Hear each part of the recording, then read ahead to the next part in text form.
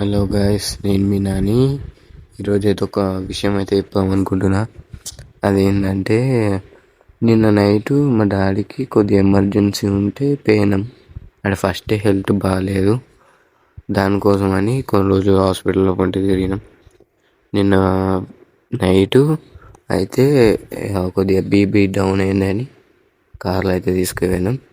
కార్లో తీసుకుపోయినాక ఆడికి నన్ను అయితే ఇంటికాడ ఉంచారు. మమ్మీకి ఇట్లా పోయినాక మమ్మీకి ఫోన్ చేసి అడిగితే ఇక ఛాన్స్ లేదని కూడా డాక్టర్లు అయితే అన్నారు. ఆ క్షణం అసలు నేను ఎందుకున్నా అని అనిపించింది. బికాస్ నేనే మా డాడీ స్ట్రెంత్ నేను అనుకున్నా, కానీ నేనైతే ఒక్కొని అవుతా అని అయిపోతా అని అనుకుంటున్నా. ఏమో తెలియదు ఏమవుతాను. మా డాడీ ఇల్లు నాకు ఒక్కొని ఇదే గిఫ్ట్. నేనైతే మా చుట్టాలు ఇట్లా అందరు వచ్చారు.